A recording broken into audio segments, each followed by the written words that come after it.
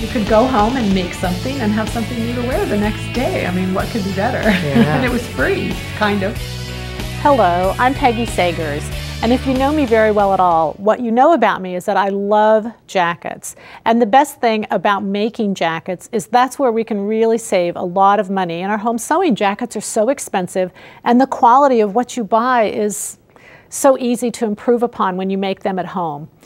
When I travel all over the country and I get to meet lots of sewers who love what they do and love to make jackets, there's three telltale signs that I notice that I can tell if a jacket's homemade or store-bought. So I'm going to cover these three areas so that you can really get them down. They're very simple. It's the methods, though, that are going to make this easy for you. This is not complex. It's not hard. We're just going to show you how easy jacket making can be. I'm going to start with the notch lapel.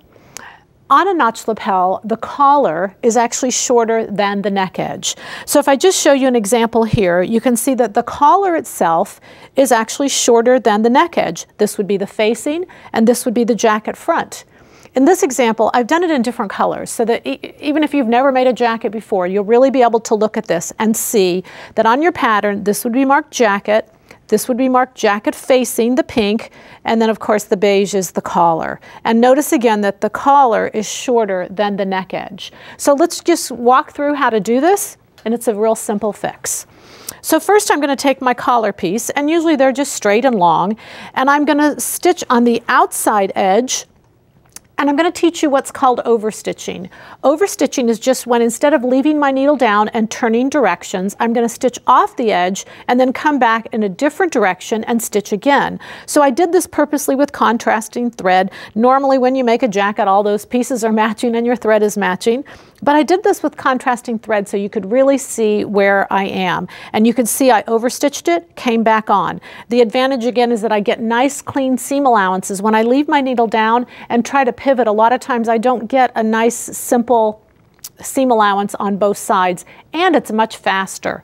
Also, that becomes my fold lines. And as I fold the collar, I'm going to fold on the stitch line, I'm going to fold on the stitch line, I'm going to reach inside, I'm going to hold that and flip the corner. And in doing that, what you can see is I get a nice sharp corner. So let's do this again on the other side. I'm just going to use my stitch line as my fold lines. I fold.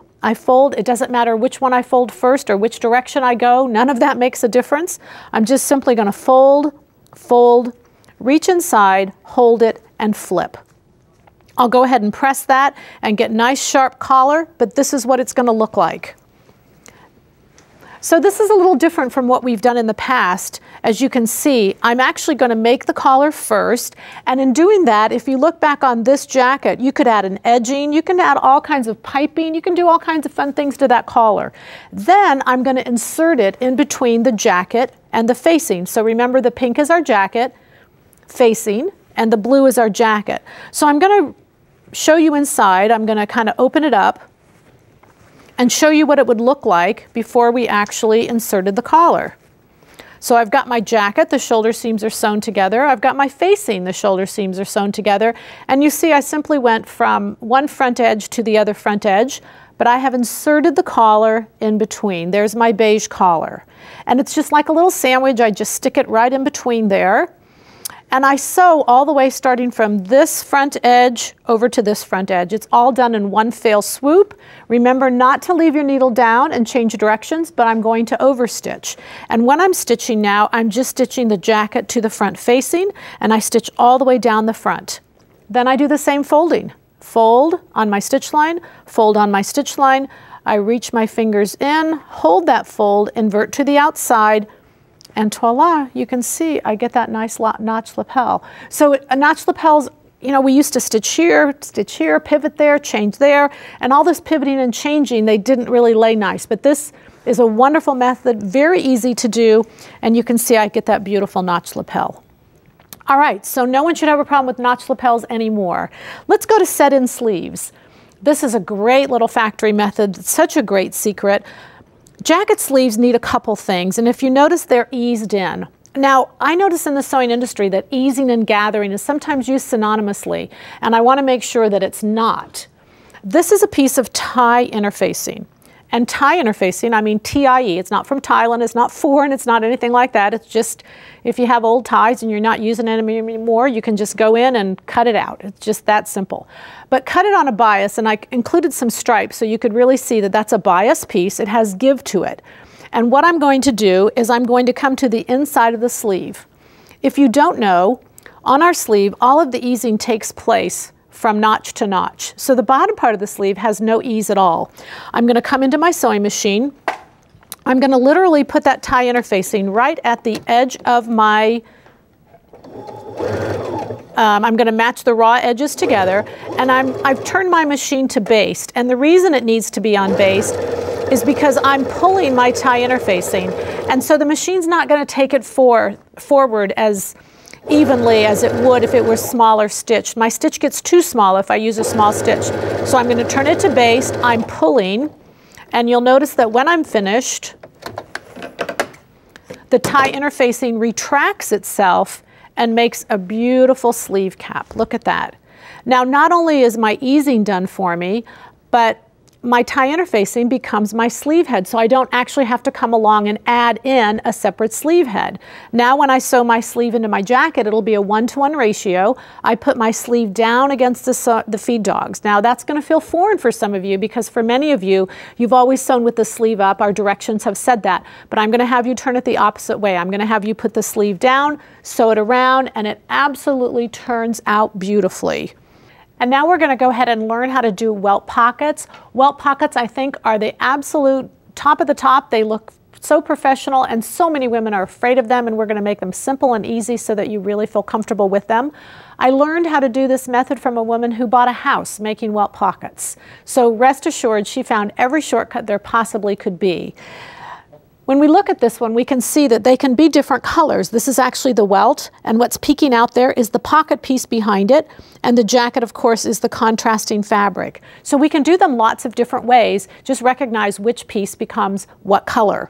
I'm going to start with the welt, and the welt is 1 inch wide. It's 8 inches long. The welt itself is actually longer than the pocket piece is going to be.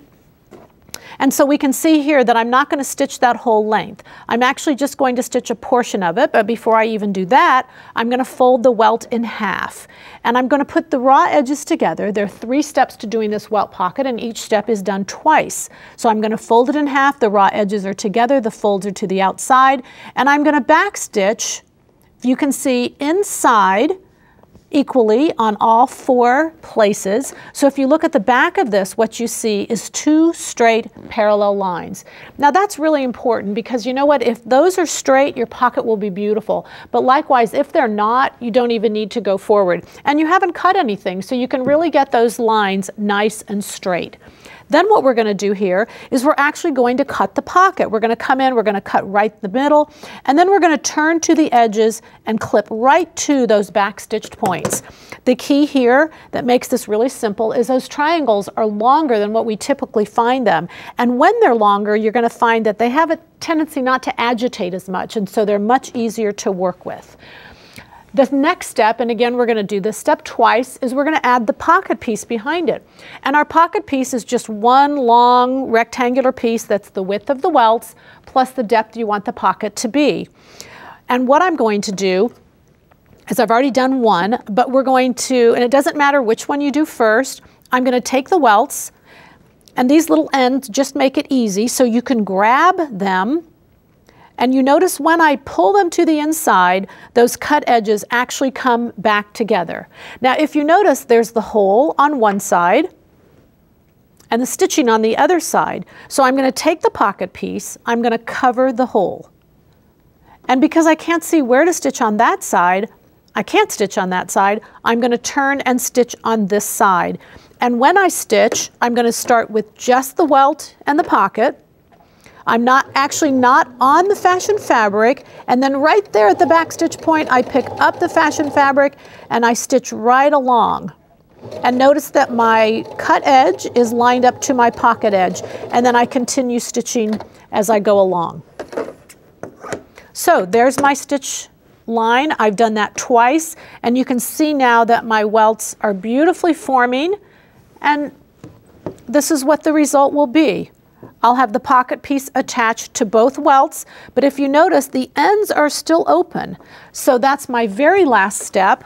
I'm going to turn this forward and I'm going to stitch up the ends. And I want to make sure that my stitching really crosses each other closely so that I get a nice sharp point. So I would pull this up, pull the triangle out, make sure, peek underneath that those welts are just aligning together, and then come in and cross my stitching on the edge of that, and you get a beautiful welt pocket. You'll do welt pockets everywhere. You just won't be able to sleep. You'll be so excited, and all of your jackets will have beautiful welt pockets.